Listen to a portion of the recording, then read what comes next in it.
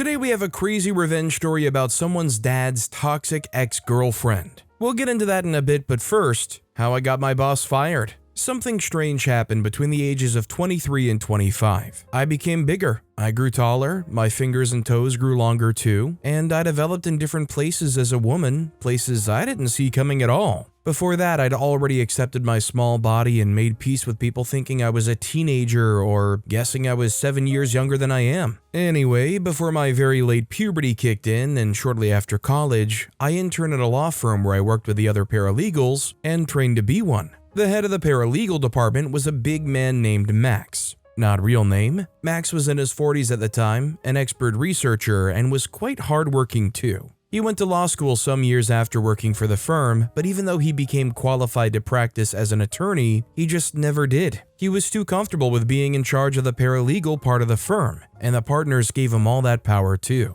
He was in charge of hiring and firing all non-legal staff. They paid him well, better than many of the lawyers, and he had a large, nice office, one that was just as big and impressive as the partners' offices. While he took his job pretty seriously and would fire anyone for making a research mistake or not meeting their deadlines, he was known for his jovial nature. He was quite funny, and that earned him a place in the hearts of the partners in the firm. There was a lady though who simply could not stand him. She was also a paralegal. Her husband was one of the firm's attorneys. So Max stayed out of her way and would ignore her side talks and eye rolls whenever he was addressing everyone. There was someone else that he was unnecessarily hard on, a young lady who was also a paralegal. He wasn't necessarily a mean person, but he was mean to her. I resumed work as an intern with another guy who was also trying to earn a spot as a paralegal in the firm. Max was nice to us. He even told us to think of him as a dad. He told us that we could come to him with anything and that he was always willing to help. He took a particular interest in me and would always try to help me with stuff. One day, the other intern joked that he had a crush on me. I was very annoyed at his comment. It just seemed like a perverted thing to say. I had just clocked 20 and was so small I still looked like a teenager, and Max was a very large man in his late 40s. Max continued to be a helpful, hands-on boss, and I continued to accept his help with gratitude.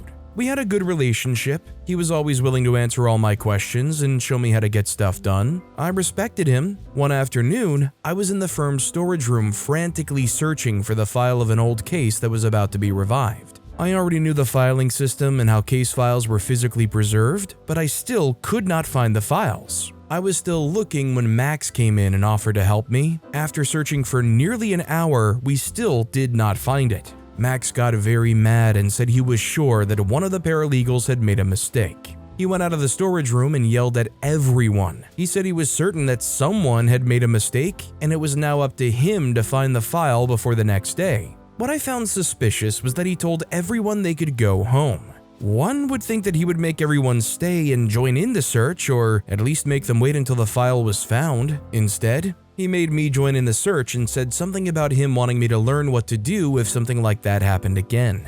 I was tired and just wanted to go home, but I also wanted him to think of me as a hardworking employee. The firm was a huge one and I wanted to be retained. I stayed with him and mostly watched him as he went through each cabinet, guessing which one had what we were looking for. After an hour of searching with no luck, something strange happened. He sat on a chair and started to cry. I was not just shocked, I was amused too. A big man like Max crying about not finding a file was nearly ridiculous. I started to ask questions about whether or not the content of the file could be replicated. He didn't answer me. Instead, he motioned for me to hug him. I hesitated for a bit because hugging my boss at work was weird, but I also felt bad for him. Maybe there was something else going on in the office. Maybe his position was being threatened by someone, and he felt the mysterious disappearance of this file could be used as evidence of his incompetence. I moved closer and gave him a side hug.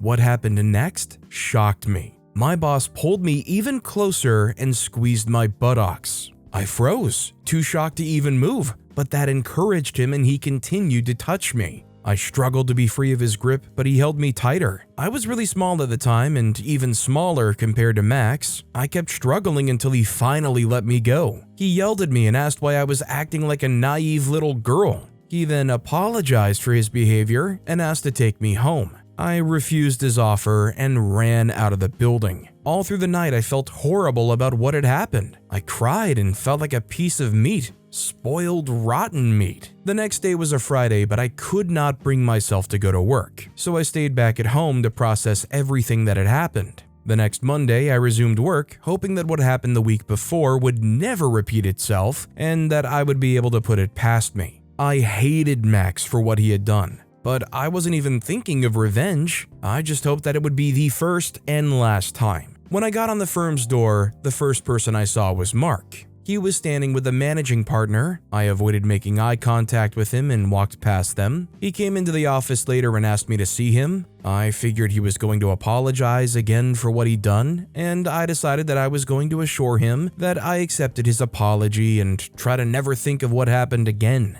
I was wrong. The minute I stepped foot in his office, he started to yell at me, asking why I didn't show up at work on Friday. I could have reminded him of what he did, but I lied about not feeling well. He continued to yell and then promised to terminate my internship if I ever did that again. I left his office shivering. I was horrified and felt sick. The rest of that day was spent going on frequent trips to the bathroom to throw up. After work that day, I felt better, and that was when I began to plan my revenge. I wasn't going to let Max get away with violating and bullying me. No way. If there is one thing I know about human behavior, it is that if someone did something, then it was probably not their first time doing it. I decided to talk to the two women who didn't seem to like him at work. The one whose husband is an attorney at the firm and the one Max often disrespected. When I spoke to the first woman, I didn't tell her about what had happened. I just asked why she hated him so much. She gave a vague answer about him being a jerk. When I was speaking to the second one, I told her what had happened. She said that Max had asked her to kiss him after working there for a month, and she'd blatantly refused. He has antagonized her at work ever since. The only reason he couldn't fire her was because she was the best at what she did, and Max feared that firing her wrongly may cause her to sue and expose him. I asked her why she didn't report him, but she laughed and said she did. The managing partner and Max were kind of close, and the managing partner took Max's side.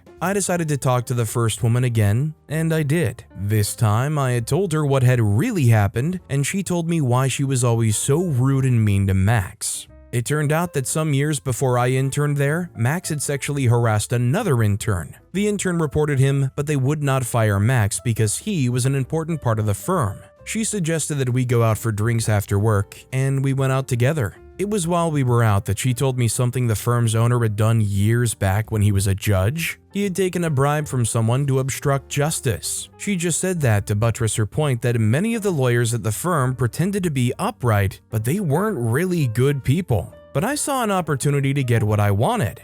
And what did I want? Revenge. I wanted Max to get fired. I knew his job was his entire life and identity, and I wanted that taken away from him. I also knew that he was a lazy lawyer and would never amount to anything if he practiced as an attorney. He knew this, and that was why he refused to practice and settled for his position, one that didn't challenge him as much. After a full week of gathering the courage to talk to the managing partner, I finally got the courage and went into his office. I told him about what Max had done and waited for his reaction. When I mentioned it, he didn't look shocked or scandalized. I could tell, though, that he was disappointed. He then asked what I wanted. I told him that I just wanted him to fire Max. He smiled and said that it was impossible to do that. I smiled too and told him that I knew what he had done years before. I watched his panic spread on his face. He didn't even ask how I knew. He tried to make a case for Max, but I didn't listen. He either fired Max, or I'll go public with what he'd done, and an investigation on him would commence immediately.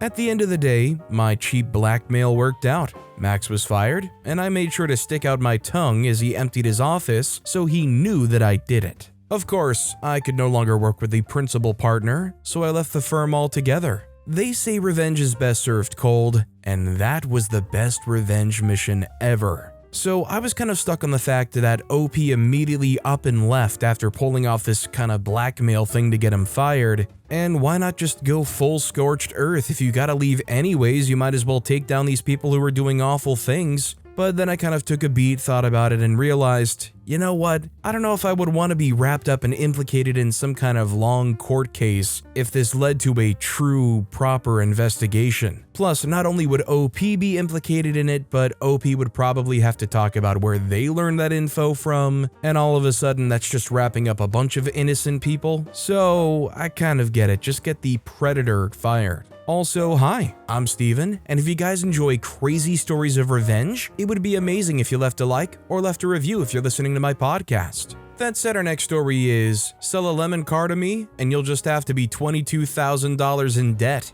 I was a 25-year-old guy delivering pizzas for a living, always struggling to make ends meet, living paycheck to paycheck. My job demanded a reliable car, but I couldn't afford anything decent. So I developed a method, buying cars for less than $1,000, fixing them up just enough to run for a few months, and then repeating the process when they inevitably broke down. My life was a cycle of long hours and tight budgets. Every few months I'd scour classified ads and junkyards, looking for my next temporary ride. One rainy afternoon, I stumbled upon an ad for a 1998 Honda Civic Coupe. It was listed for $800, a price that seemed too good to pass up. Desperate for a car that week and knowing Civics were usually reliable, I decided to take a chance. I arranged to meet the seller in a rough part of town. As I arrived, I felt uneasy. The seller, a man with a gold grill who barely spoke English, greeted me. The car was beat up cosmetically but seemed to run fine.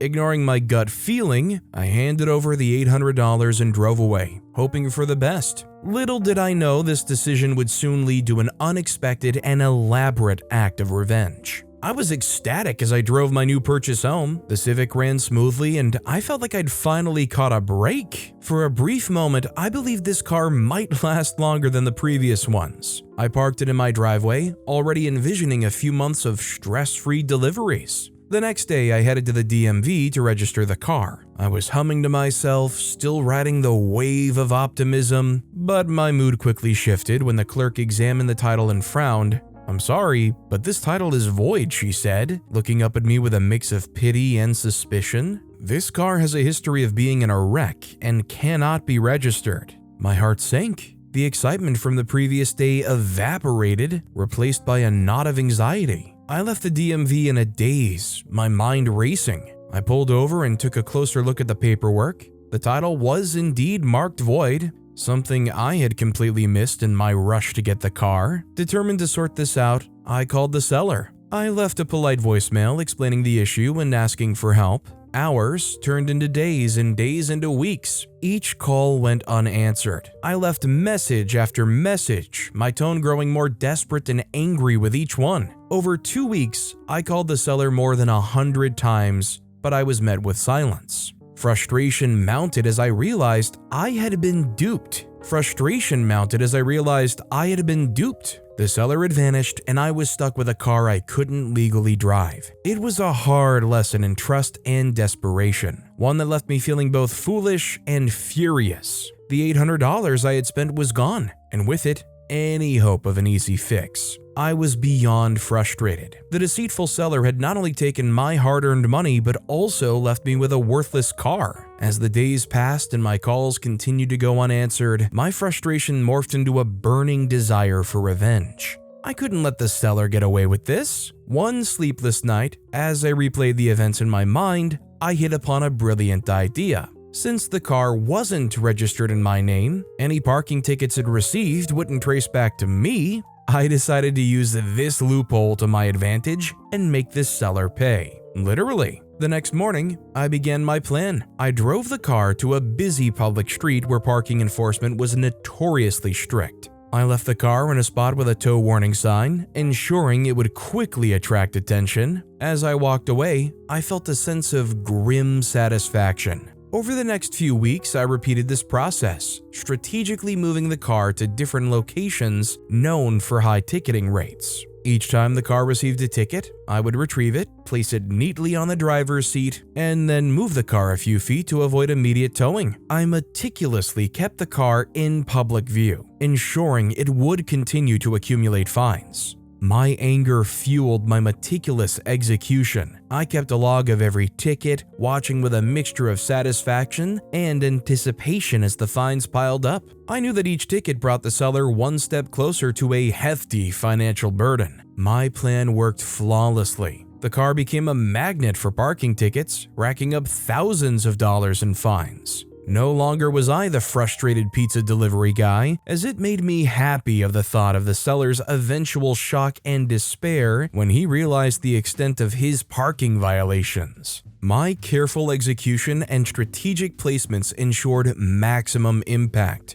turning my anger into a perfectly crafted act of revenge. The frequency of tickets increased as I became more adept at choosing high-risk locations. I parked the car near fire hydrants, in loading zones, and in front of expired meters. Each spot was chosen for its likelihood to attract immediate attention from parking enforcement. The fines grew from minor infractions to major penalties as the violations stacked up. Meanwhile, the seller remained blissfully unaware of the growing storm. The mounting tickets were sent to the address listed on the voided title, the seller's address. With each passing day, the financial burden on the seller increased exponentially. What began as a minor inconvenience soon turned into a financial nightmare. My anticipation grew with each new ticket. I kept a detailed log of every fine, delighting in the growing tally. The Civic became infamous among parking enforcement officers, who ticketed it with almost mechanical regularity. Each new violation felt like a small victory for me, a step closer to achieving my retribution. One morning, as I was placing yet another ticket inside the car, I received an unexpected call. The voice on the other end was frantic and desperate. It was the seller. Gone was the nonchalant, dismissive tone. Instead, the seller sounded panicked. He begged me to stop the madness, explaining that he was being hounded by the city for thousands of dollars in fines. The seller claimed that he and his wife were going through a nasty divorce, and she was refusing to hand over the current title. I listened silently, savoring every moment of the seller's despair. I let the seller plead and grovel, offering to sort out the title issue only if I would stop the tickets. But I remained stoic, simply replying, "What car?" before hanging up. The seller's desperation only fueled my determination. I knew that my plan was working better than I could have imagined. The Civic continued to attract fines, and I continued to move it strategically. I watched with satisfaction as the total amount owed skyrocketed, surpassing $20,000. The thought of the seller facing such a monumental debt brought me a deep sense of triumph. Each new ticket was a reminder of the justice I was exacting, a response to the betrayal I had endured. The seller's attempts to resolve the situation grew more frantic. He left voicemail after voicemail, his tone growing more desperate with each message. But I never responded. I knew that the seller was trapped, forced to face the consequences of his actions. My revenge had escalated into a full-blown financial catastrophe for the seller, and I relished every moment of it. In the end, the seller was left with an insurmountable pile of fines, a looming tow bill, and potentially an even angrier ex-wife. My meticulous planning and unyielding execution had turned my frustration into a sweet, satisfying victory. The pivotal moment came on a particularly crisp morning. I was sipping my coffee, enjoying the sunrise when my phone rang. Recognizing the number, I let it ring a few times before answering, savoring the anticipation. The voice on the other end was frantic and pleading. It was the seller sounding more desperate than ever. "Please, I need you to understand my situation," the seller begged. "The city is hounding me for these fines. I can't pay this kind of money. My wife won't hand over the title because of our divorce. Just tell me where the car is and I'll get you the proper title. We can sort this out." I listened calmly, my expression unchanging. A sense of cold satisfaction washed over me. The seller, who had once been so dismissive and unhelpful, was now groveling. I had the power, and I intended to use it. "What car?" I replied, my tone devoid of sympathy. The seller stammered, trying to explain, but I interrupted. "Look, I'm done with this. You sold me a lemon and disappeared. Now you want my help? Forget it." I hung up, cutting off the seller mid-sentence. The calls kept coming, voicemail after voicemail filled with increasingly desperate pleas. The seller offered to meet in person, to hand over cash, anything to stop the relentless fines. but I ignored every message, letting the seller stew in his predicament. His attempts to resolve the situation were futile, his voice filled with mounting panic each time he called. My refusal to relent was fueled by a deep desire for justice. I had been wronged and this was my way of setting things right. The seller had to face the consequences of his actions. There would be no easy way out. Eventually, the seller's tone changed. The frantic calls became resigned, almost defeated. In his final voicemail, the seller sounded broken. "I get it. You're not going to help me. I messed up and now I'm paying for it. I just hope you know what you're doing." I felt a momentary pang of pity, but quickly brushed it aside. This was justice. The seller's realization that he couldn't escape the fallout was clear. He had tried to cheat me and had ended up entangled in a mess of his own making. As I watched the Civic finally get towed away, I knew the seller would be hit with an additional tow bill. The financial burden was immense, and the seller's acceptance of defeat was inevitable. Karma had caught up with him in a spectacular fashion, and I couldn't help but feel a sense of closure. The plan had worked perfectly,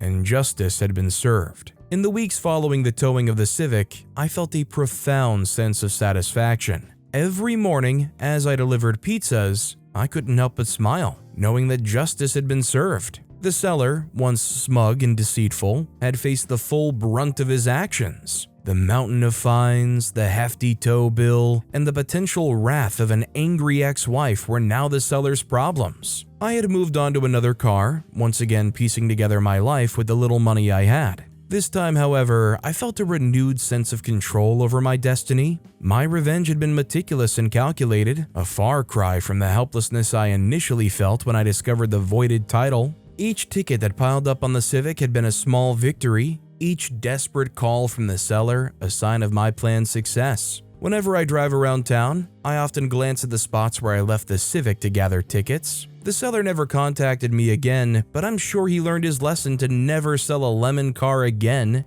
As I recall the story now, I can't help but smile, knowing I dodged a bullet. Now I enjoy the open road and my new reliable ride, leaving behind the memories of that old Civic and the headache it caused. In the end, it was all about the deceit more than the money I lost that got me angry. So I think OP's revenge plan was actually really good. It was a pretty crafty revenge and worked out really well. But does anybody else agree that OP went way too far with it, even if this guy was a total slime bag? Like, I kind of feel like OP went from getting adequate revenge to financially almost ruining this guy's life. That said, our next story is my experience with my dad's toxic ex-girlfriend. In an ideal world, things might have gone as I'd imagined for my dad, but reality was different. I, 18-year-old female, had always imagined whoever my dad decided to settle down with would be his perfect match, since he is so kind, respectful, and has a good sense of humor. It may appear as though I say these things about him because he's my dad, but he's always been this way to everyone ever since we were little.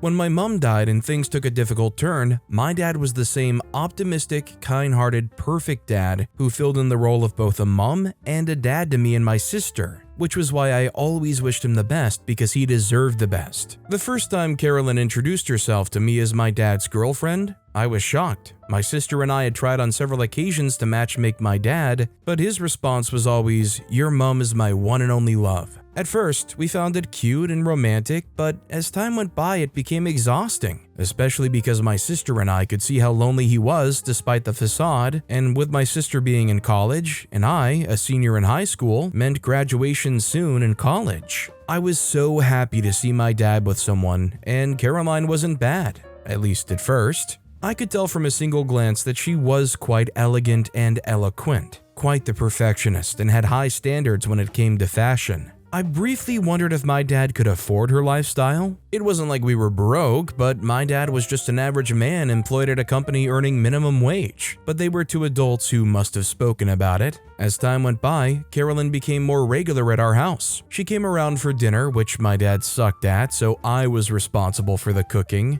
I had always been. I loved the idea of checking out new recipes online and trying it out. The whole process of cooking was soothing to me, and no one ever complained about it. Even when my friends came around, they always felt delighted to eat my meals. So it was quite surprising the first time Carolyn made a funny sound at the table and pointed out an issue with the pasta sauce being too bland. It tasted okay to me, but I didn't want to make any fuss, so I told her I appreciated her input and would do better next time. This was my biggest mistake, because suddenly Carolyn became a food critic and always had an issue with dinner. It was either too salty or bland, too soggy or hard, and worse, she would always ask my dad for his opinion, who would hesitate for a second before agreeing with her. I knew my dad was trying to make peace with both parties by easily agreeing with whatever Carolyn said, which I understood, but it didn't make it any less annoying. I couldn't take it anymore, and once made a statement about her giving me some tips in the kitchen by making dinner that night, which she had an excuse for and decided on making during the weekend.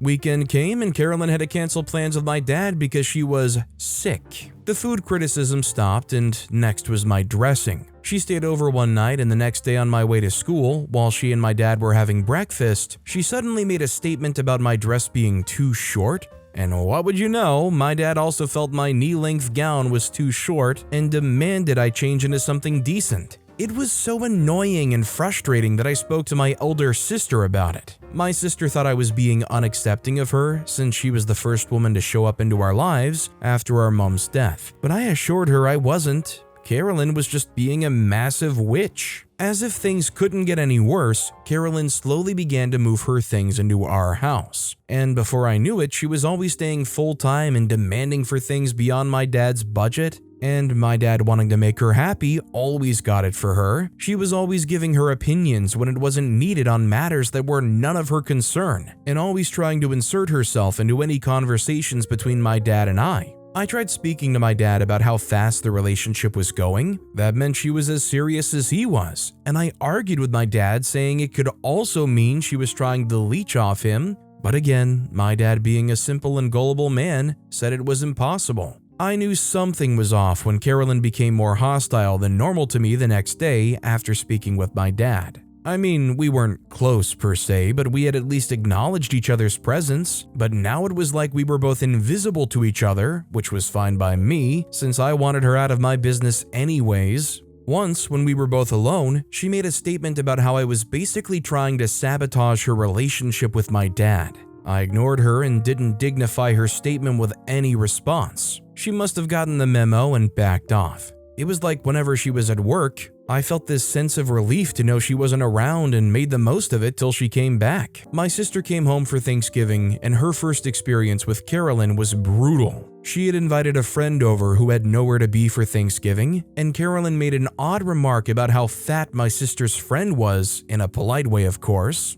But I could tell my sister was fuming because it was an embarrassing experience for the friend who left without saying goodbye the next day. My sister confronted Carolyn about it, and she said she meant no harm and was being misunderstood by her friend. She made a huge scene by bursting into tears in front of my dad and basically guilt-tripping him into believing her. It was then I realized not only was Carolyn a witch, but also a manipulator. My sister's second incident with Carolyn happened a week after Thanksgiving. It was the weekend, so everyone was at home, so we decided to watch a reality TV show, as my dad, sister, and I always did before Carolyn entered the picture. Everything was going fine till Carolyn made a statement about my sister looking like one of the major characters in the show if she didn't watch what she ate. And this was wild because my sister had only been around for a week, most of which she spent in her room preparing for an upcoming test she had, and Carolyn even barely saw her, so not only was the statement unnecessary,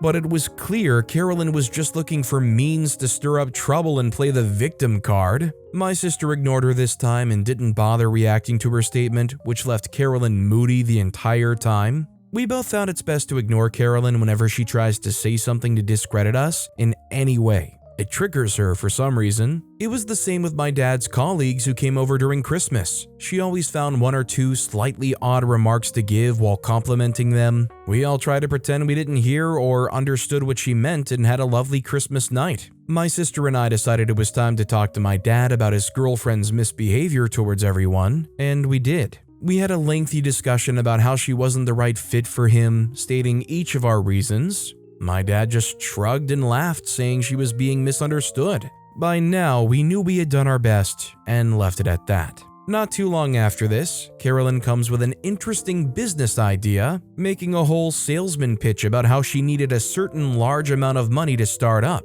I was used to my dad's funny attitude towards her, and that was fine. But my dad had always been smart when it came to money, and always taught us to be smart with money as well, so it was quite surprising to see my dad just give his girlfriend money based on an idea he didn't bother to get more information or idea about. And I couldn't say anything about it because my sister had returned back to college, and there was no one to back me up. Still, I had to do something, so later that night, I snuck up into my dad's bedroom, pretended to need his help with something important. He followed me, and this gave me the chance to tell him how uneasy I felt about the whole money idea. My dad just shrugged and said it was nothing. She would have done the same for him, which baffled me because Carolyn was the most self-centered person I have ever known, and my dad not being able to see that shows how easily manipulated he was. Now I knew it was time to take things into my hands. I realized I knew so little of the lady staying in our home, where she worked, how her colleagues cope with her, and began digging through her social media account. She had a private Instagram account, so I opened a Finasta and was careful to not like any of her pictures while scrolling through her Instagram. I saw a compromising picture of her with someone, and this got my attention, and I began scrolling back to see her a lot with this guy. And this guy being too handsy for just a coworker, he either had his hands wrapped around her shoulder or on her waist or by her back, and I couldn't help but wonder if there was more to the story. I decided to ask my dad some harmless questions about Carolyn when he came home. This was convenient since she was staying at a friend's place overnight. My dad knew little to nothing about her, and she'd been staying with us for months. When I asked my dad about her parents, he said she told him it was a very touchy subject for her, as they died when she was little. But her Instagram picture said otherwise because she just recently had dinner with her parents 2 weeks ago, hugging her mom tightly with the caption, "My world," under the post. When I asked my dad what she did for a living, he said she worked for a magazine company, and when I asked him the name of the company, my dad couldn't respond. It was getting clear to my dad by now that he was practically living with a stranger. I could see it in his face. He had no idea where she lived before moving into our house, since they either met at a restaurant or at our house. I got into full detective mode and began scrolling, putting pieces together through her pictures, which had a lot of information I needed. I was able to find out that Carolyn worked at a salon and was recently fired. So that meant the whole business idea was in fact a lie, and she actually has a boyfriend who she recently got engaged to. My dad was stunned. He looked so heartbroken, but when she came home and he confronted her, there was even more. She planned to elope with her boyfriend with the money my dad gave her and get married. I had never seen my dad so mad. He called the cops on her and had her arrested. She later refunded what was left of the cash, and that was the last we saw of her. My dad is still traumatized by the level of deception, but I was glad to have been able to see her for what she was. I just have like an equal parts feel bad for the dad, don't feel bad for the dad. To me, it sounds like the dad was so desperate to just fall in love and find a new partner that they didn't let themselves just get steamrolled, they got ground into dust. At the same time, there's such a severe level of being willfully ignorant by the father that you almost don't feel bad for them at the same time. And then I just loop back around to feeling bad for them because after an experience like that, where they bared their heart to this person and got grounded into that dust, how likely is it that they're gonna want to open their heart and give a chance to another person after that? Especially considering OP said that it took them so long after their wife had passed away. But with that being said, that's all the time we have for today. Now, if you want to hear another absolutely crazy revenge story, check out that video on the left. Or if you missed my latest video, check out that video on the right. That said, I'll see you all next time with some more stories.